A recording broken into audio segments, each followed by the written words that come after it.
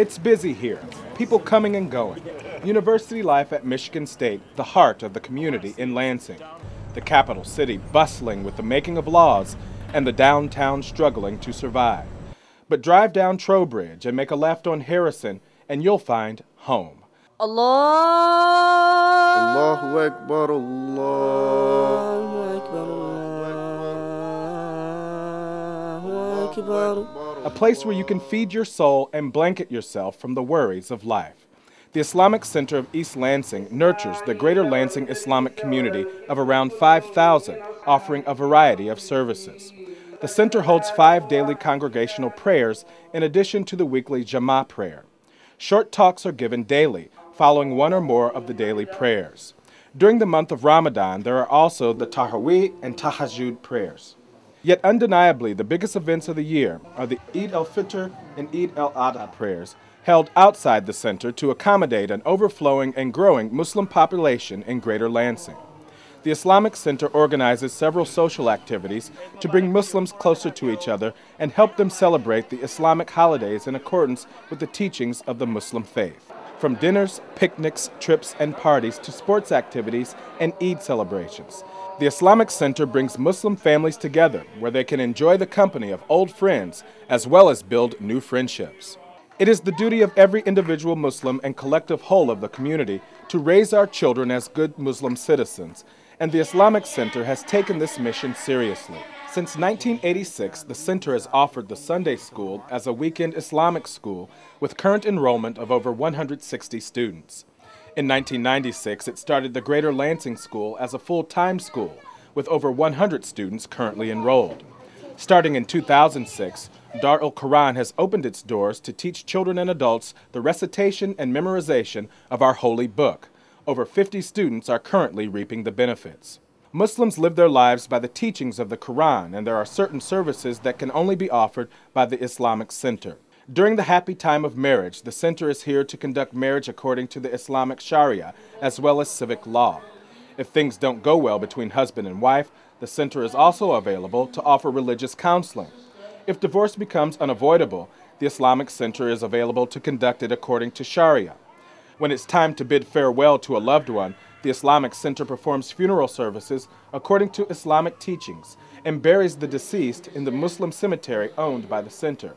If you have any religious questions regarding halal or haram, or anything that has to do with Islamic Sharia and teachings, call the center. When it's time to pay zakah, the center collects and distributes zakat ul-mal, zakat ul-fitr, and sadaqah to the poor and needy in the Greater Lansing area. In addition to the Islamic education, Sunday school, and full-time Islamic school, the center provides other youth activities including sports, MAS annual camps, and Boys and Girl Scouts. Spreading the word of Islam and introducing it to non-Muslims is the duty of every Muslim. The Islamic Center carries its share of responsibility and works hard to facilitate this work. It maintains a good collection of pamphlets, books, and tapes which introduce the basics of Islam to non-Muslims or teach new Muslims about Islam. It responds to requests from schools, churches, Michigan State University, and other organizations to provide speakers to talk about Islam in general or about a specific topic from an Islamic perspective. The center welcomes visits by such groups and holds open houses and public relations events. For our fellow Muslims who are unfortunate to be incarcerated in nearby prisons, the center has a program to support them with books, pamphlets, and visitors. Most of us moved to Lansing or were raised in Lansing. We all know the location of the center and we probably feel like it has been there forever. Those of us who lived here in the 1970s knew what it was like then. At the time, the activities were conducted by the Muslim Student Association, Michigan State University chapter. The Jama'ah prayer was the only regular activity of the Muslim community, and it was held in the room at the International Center. In 1974, the typical number of people who attended Jama'ah was about 20. Their number was small, but not their vision. They realized that the presence of a mosque was necessary for a strong Muslim community. This, of course, did not happen without objections. Some felt that the building of a mosque for such a small number of Muslims amounted to building a white elephant. Others were concerned that most Muslims were students who would eventually go home, so they suggested building a mobile mosque. Fortunately, these objections did not deter some visionary and dedicated Muslims who started a fundraising campaign. The efforts of students who were assigned to collect donations in their prospective Muslim countries were most fruitful. Wealthy Muslims contributed generously to the project, assuring a future home for Muslims in the Greater Lansing area. As money started coming in, the first task was to look for suitable land. By Allah's grace, they were able to buy a strategic piece of land right next to the MSU campus. An Indian Muslim architect from Chicago was selected to design the Islamic Center.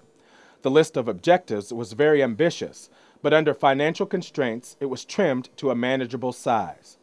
The final plan included a prayer hall, a multi-purpose room for social activities, a library, an office, a kitchen, bathrooms, and separate living quarters for a manager or imam. The construction contract was signed in September 1978, and the groundwork started in October of the same year. The Islamic Center opened its doors in October 1979, and the first Jummah prayer was attended by over 180 people. The total cost was about $750,000. Over the years 1978 to 1986, the center's property was expanded by the purchase of 3 adjacent houses and a church, which was renamed Dar es-Salam. One of the houses and Dar es-Salam were demolished in further expansion projects. The next major expansion of the Islamic Center was initiated in the late 1990s. A fundraising campaign was started in 1996 with emphasis on overseas donations.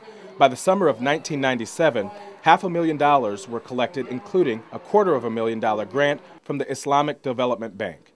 In November 1997, the center hired Freeman Smith & Associates Incorporated as a consulting company.